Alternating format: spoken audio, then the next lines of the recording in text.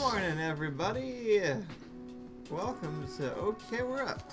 Hello. The show that has always started at 9:43 on Tuesdays. This is normal. I saw a picture today that said men are either eagle handsome, bear handsome, dog handsome, or reptile handsome. I think I know what all of those are. I think that's yeah. Yeah, that makes sense. I happen to think you're eagle handsome. You think I am? Mm-hmm. That's cool. But actually, eagles are really strange-looking birds. No, I know. It's very, my immediate thought, weirdly, is the Muppet. The Sam the Eagle Muppet. The most handsome Muppet. I don't know if you remember. The big blue bird guy. You're saying Muppet? Muppets. Not puppet? Sam the Eagle.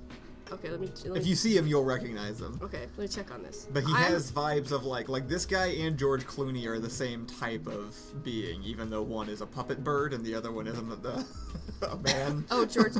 Oh, yes. Right? Not this. You don't look like this to me. But he is in the category. I was thinking more like the eagle from Animal Crossing. The hottest villager. It's all eagles have a very refined edge. They have noses. And they have noses. That's the big thing. And noses are the most attractive thing anyone could have. Because think about how bad you would look without a nose. That's why noses are important. Voldemort.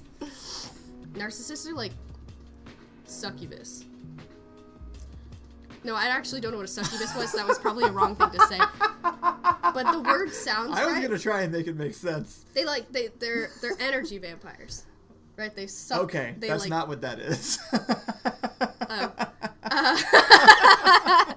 Well, I think I might know what it is then, and oops. Because it was one of two things, and I gambled. This guy was describing it, right? So CNN says, man murdered on subway. And this guy, attempting to be of a neutral stance, said an unfortunate incident happened on a subway when a man who has had multiple counts of assault against him was acting up on a subway, and another man put him in a chokehold, and he unfortunately lost his life. And I'm like, where did it go? He didn't lose his life. There's you gotta hear when people say things. Just slipped away. It was poor timing. It just poof, vanished. It was just, and everyone's like, damn, where'd it go? It's my turn. This might even be something I fight with Chad about. Is it going to make it hard to title this episode? Because it's been a fairly consistent through line so far. Yeah, it'll change the tone for sure. It's a completely different thing. I could try tomorrow. Tune in tomorrow for our 9/11 episode. No, it has nothing to do with 9/11. Okay. It has to do with Starbucks. Oh, well then go for it. Okay. How different could it be? It's pretty different. I was just going to elaborate the situation just in case it wasn't clear what that meant. Like if you go into Starbucks and you ask, hey, can I remove the ice? They upcharge you for that. Yeah, $1. That's what's going on. It's $1. Yeah. It's $1 if you say I want light ice. Like no less ice or no ice is now $1 more on a $7 drink. So I said, don't do it to the workers. Don't charge people. Don't put the ice in, and then don't charge the money. If you work customer service or food industry, you won't know how this works, but the button now for no ice or light ice has $1. Right. So when you click the button, input into the order, it adds it on. Yeah. It goes down the line for someone else to make for efficiency, right? But if that system is not there, don't charge people. And then people are like, but my manager will care. Your manager won't know unless she's there doing it herself. It's little tiny demands that I'm asking of other people to do that would alleviate the war that they've set us up to fight each other on. Yeah. That you just don't. Because then they're like, customers are gonna be awful. I'm like, yeah. Do you remember being one? This is such a simple, best basic understanding of why there is no real class war, because we're too busy mad at each other when there's one dude is like, hey, this guy's to hit you now, and then they're fighting each other and they're both mad at each other, and one guy was like, some billionaire is like, anyway, this is great, I'm gonna make so much money off of this, and it's so maddening. My dad presented this scenario to me pretty early on, which was actually helpful. Of all people, I don't know, I'm so surprised that it came from him. Mm-hmm. But he was like, described it as like, it's like one guy with like a giant pile of cookies or something, and then he gives 2 cookies to one person and 1 to the other person and goes, he has more cookies than you. That's It's very my dad way of saying the best, it. Yeah, it's just the best example of your dad way to say It's it. like, oh, well, that's messed up. For anybody that hasn't figured out like what the situation is, like, they don't want you to take the ice out because then they'd fill the drink up more. Right. That's literally the whole reason. They just want to fill the cup with ice so that they don't have to give you as much drink for the price you're paying. And it's very transparent, and they don't care. It's because one day, presumably, at the current trend, Starbucks will say, anyway, punch this dude in the face and charge him $5. And then Starbucks employees will be like, man, they're gonna be really upset about that. if I don't But do my it. hands are fucking tied. So here we go. And that's my point, is more just like the line of which complacency exists and how much you don't have to do it. You just don't hit the punch face button that has a $5 attached to it. And then no one gets punched in the face. People remove the better options. There used to be all kinds of choices of things that I used to use in life, and a lot of it is gone. There's so many things that there used to be a website that a lot of our old videos, when we, like, a lot of the new faces that popped up in our videos used to be people I found on this completely free Austin casting website. It's gone now. You can't use that. You have to go pay for a subscription on Backstage if you want to cast people, and it works different, and it sucks, and there's no other options. If you want to go to Copy, there are 3 chains next to us, and that's it. They all taste basically the same, and they all cost the same, and they all do the same shitty things, and we get mad at one, and then we start going to another one for a while, because that's our protest, but it's not actually better. Tactus Lion said, I would say Walmart is only a luxury if there's another option for basic goods at cost-effective pricing. So that's kind of my point, is that the functional definition of luxury you're using is anything, like, it's a luxury if something worse exists, and then if you're not engaging in the worse option, then you're choosing the luxury option.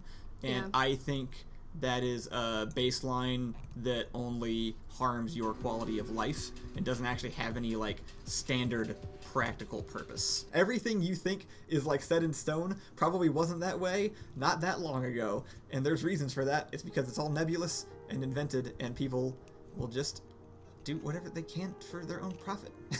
and then they don't think about it, and it has massive societal implications. Small says, but what if my lemonade has gold-trimmed cocaine in it? That's only a problem because there's no mass-produced gold-trimmed cocaine lemonade, so that's the only reason that becomes a luxury. This episode's going to be called Relationships Burying and the then Lead. Capitalism. Burying the lead. That's pretty good, actually. I remember when I was at Catalyst, we had to do this, like, we did these thought experiments kind of all the time. And there was one where they put on the screen, they put, like, a teenage boy, teenage girl, adult man and woman, and, like, different professions, a dog and a baby. And they were like, rank these lives from most valuable to least valuable. And there were basically 2 groups split, right? Two groups consensus for the most part, which is that the working class men were at the bottom of valuable lives. Sure. And then there were the people who put the dog first, right? And the people who put and the baby Christians. first. I put the baby first. Oh yeah, you were deeply Christian at the time. The Factor says, wait, you put the baby first and still kicked it anyways. I asked Kyle one day, like, you know that feeling, like that pain feeling when you're done eating that's, like, everywhere and hurts and you're also, like, really bloated? And he was like, no. That was a real mindfuck. I was like, what the fuck you mean, no? If Allison consumes... I wasn't asking you, like, did it happen? I meant, like, you know the feeling? Right. Anyway. If Allison consumes, like, a bite of gluten now, it is like she got poisoned. Like, she ate poison, and it's, like, now harming her. and she was just eating that shit every day for most of her life. And it was doing that, and she had no idea. I don't know, he's doing the morning zoomies. Is that what that is? Occasionally just screams. Mood. Same.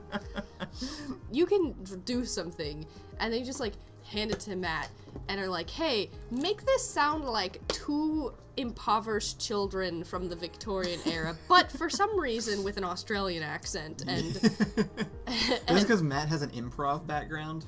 Yeah. Like, he's used to just throwing stuff, like, Matt Matt knows... does not just have an improv background, he also has an excessive knowledge of many unimportant things. That's true.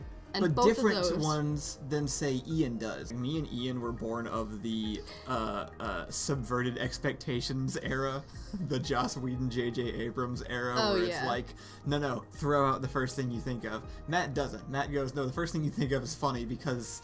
Yeah. It's always been there, and people keep laughing at it. Yeah, that's true. So I was never gonna come up with the "he's right behind me" joke from the trailer.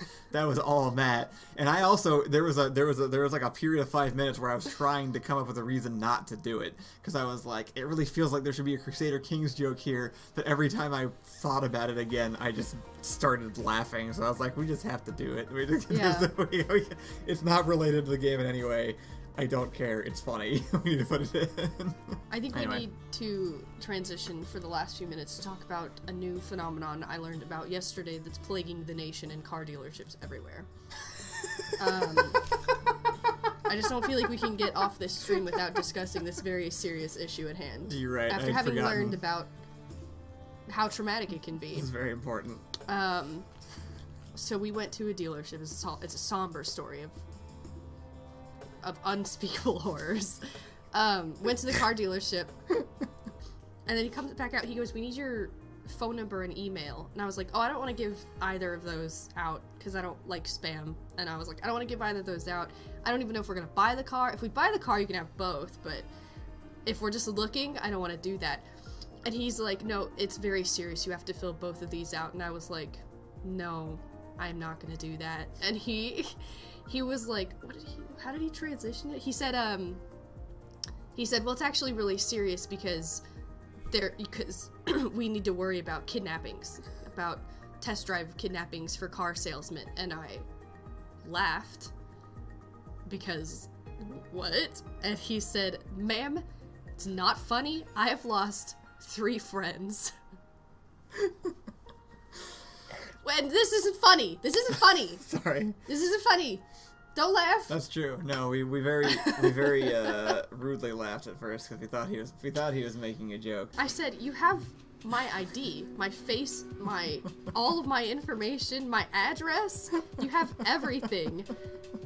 You just don't have my phone number and email. And he was like, yeah, but it's very serious. I said, okay, well, we're not gonna do that. We're gonna leave. So we did, and we get in the car, and we're like, what's it gonna do? So let's say me, 5'0", decides to somehow tackle this man to the ground, tie his arms and legs behind his back, throw him in the back of the car where he won't fit, and then in the middle of driving him to a ditch somewhere where I'm presumably going to shoot him in the head, they email me. The car dealership I get an email. It's like, can you please bring back Bill? And it's like, oh, fuck! They got me! They sent me the email! Yeah, right? I gotta turn this bitch around! They call me on my phone like, uh-oh, is that the dealership? No! No! I've lost 3 friends. It was the best thing I've ever. Krell, thank you for reminding me that every Cornerstone hobo sketch has come from one of these experiences, because Backdoor, this is right up that alley. Backdoor did say stage 4, write a sketch about it. We went to a car dealership later, and we were sitting in this car. It is time. Before we get started, I'll need your driver's license, proof of residency, and a pint of blood for our records. You never know when you might get kidnapped by a shady customer. I was just thinking about how weird the room setup is without context. Like, yeah. super messy table, guy in armor, bed in the dead center of the room. It kind of looks like a set in a weird way. Limoncello. There we go. That was better. Remember that one time we were playing that World War II D&D game that Matt was running, and I played a Russian guy doing an Italian accent? Yeah, that was bold. It was actually pretty good. That was bold. That was a good one. And we killed Hitler. We did kill Hitler. Yeah, no, That's Matt right. ran my favorite D&D game that I've ever played, where we all were in some insane alternate reality version of World War II where a portal had opened up and D&D 5th edition creatures had come through. And I was playing a Russian man, and we were in a bar full of Italian soldiers on leave. And I had to blend in. Somebody asked where I'm from, and I went, Italy. That's funny. It was pretty good. And then Matt played an entire army of Italians in the most amazing show of DMing I've ever seen. My mom says her grandmother, my great-grandmother, who I grew up with, used to sit in the dark and face her chair at a crucifix she hung on the wall with a single light facing it and chant in Italian to the crucifix. And she wasn't like that when I was a kid. It was mostly just cannolis and blankets and also screaming in Italian. So, I actually have no idea if I meet proper Italian qualifications. There's a perfectly sound argument to be made that I do not. And so we all had very light skin and very black hair, and most of us had like light green eyes, except for my dad. And people, I did not know this until I got into high school, but people sort of affectionately referred to us as like the vampire family. You were the Cullens when you were... Because, but we also didn't have none of us, Thomas and I never had acne or any kind of skin problems. Oh yeah. All throughout high school, which is where the rumors really picked up. Because we didn't have any skin problems. We all had like lush black hair. It was very bizarre. Well, I didn't realize, I never considered it. I didn't think we looked different from anybody. And then someone was like, we affectionately refer to you as vampires, and I was like, I totally see it now. But I didn't quite get there. Backdoor says, so if they thought you were vampires, why did they think it was an AIDS baby and not just you going ritually hunting for first blood? That's a good question. Different people. Just different groups. The theater group thought we were vampires, and that one bitch thought I had an AIDS baby. Told everybody. The proper punishment for people is just to do what they did back to them. Like that was just like a thing. But that's not even the standard. It's not like the legal standard. No. It's not. That was But always like the hot take. Why wouldn't we just say that that's an okay thing to do? You do this bad thing happens to you. The same bad thing happens to you. Because, I mean, so one, because you have to get a person to do that thing. And so by a very bare I didn't think about that. That's thought number 2 in that process. I want you to know, I was at a dead standstill. Like, I could tell what my feelings were on it, but I couldn't tell you any logical reasoning behind it. You know what primetime television and anime taught me was going to exist in the world that really just doesn't nearly as much? What? Really competent people who also know what they're talking about. Like, there's no Sherlock. There's no professional heroes. And most people who are incredibly confident in what they're saying don't know shit. And the people who do know what they're talking about don't talk about it that much. I had to double take because I think that's me. But then I was like, oh no, I say it confidently toned. Yeah. With no confidence. You just talk. That's a little bit different. I think Jesus would punch a tax collector. Maybe. I think he would. I think he does. I don't know if he'd punch a tax collector, but I think he might set a tax collector's stuff on fire. That's... Which is... not aggressive. It's just not... Is it pacifism? Very close to the line. Under this table, this is straight Italian volcano glass. The microphone is right there. Well, now their ears are punctured. Having a bad morning. I have a picture that I need to show you guys. Because I know what I'm supposed to do. And I stared at this picture for a long time. And I'm still not getting it right. So I'm gonna have you guys look at it. We're all gonna do this together. Alright, so what you need to do is you need to create a story that makes sense from these images. Okay. Backdoor does say, though, this is just a diagram of the theory of mind test. You don't need to make a story. Oh, okay. I don't know what that means. This is what I was told. And again, this is pop psychology for the sake of the morning show. This is not, Yeah. we're not asking for your money to diagnose I like you. our version, though. It's clearly a subjective thing. Like, he says, this is the story. You tell it to a kid and ask them if the girl will look in the box or not. Okay, so I was right about that. She's How would you moving know? the ball Wait, from the box. that doesn't make any fucking sense. So this is... No, wait. You tell her the story and you ask if the girl is going to look in the box. Yeah, this is a box. You can see it. You can see her look in the box. She's right there doing it. The second girl, Grandma, the one that I'm talking about. It is a crazy-ass illustration to try and describe that story, but I think the idea is like... How are you supposed to know if she's gonna look in the box? Well, because that's the theory of mind thing. It's the, can you tell that somebody else has a different perspective than you? The idea is like, it should, based on what he said, this is showing you, look, there are two people, there are two containers. One person knows this ball is in this container. She walks away. The second person moves the container to the other box. The other person comes back. Does that other person know that the ball is in the box? Why would she? Well, she wouldn't. The answer is no. But if you don't, as a creature, understand that somebody else has a different perspective than you, then you would think she does because you saw the ball be put into the other box. There's a certain point in a kid's development where they will be able to understand and go, no, the woman doesn't know that the ball's in the box because she wasn't there, she didn't see it happen. I see. But, like, I think before, like, 2 years old, they don't get that, so they'd be like, yeah, she knows. Huh. The first girl just put it in the box. Why wouldn't she know? She left. You watch her leave. Right, but it's like there's a certain, somewhere around like 2 years old, I think, it takes for that part of your brain to develop, to understand that, like, oh no, that's a different perspective than mine. Yeah. And she didn't see it. Had I been a child, I still think I would have been hung up on too many things happening.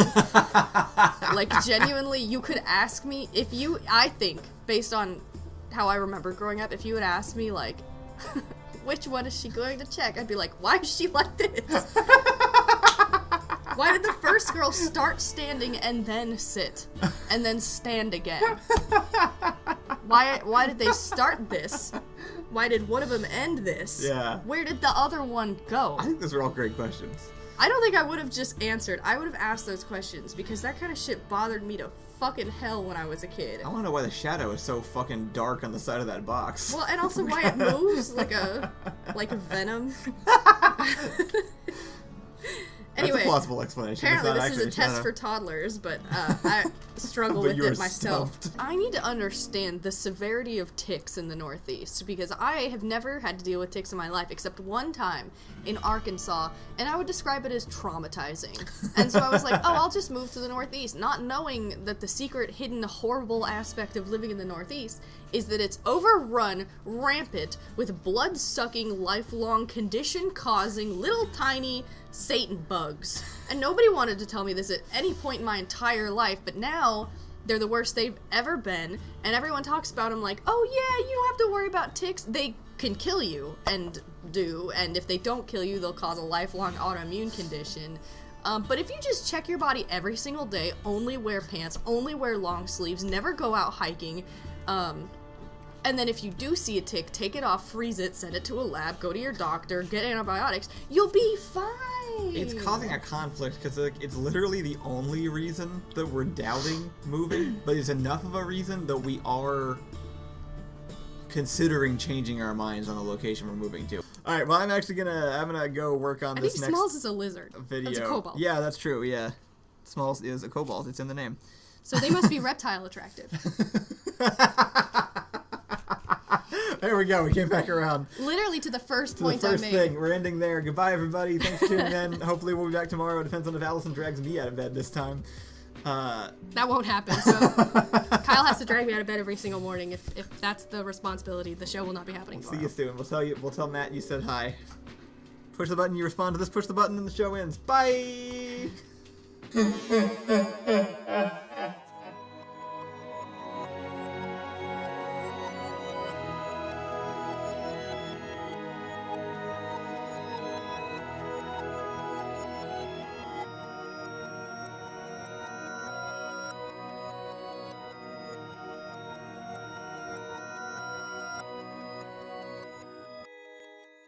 Ethically wrong, but logically sound. The OKWU motto.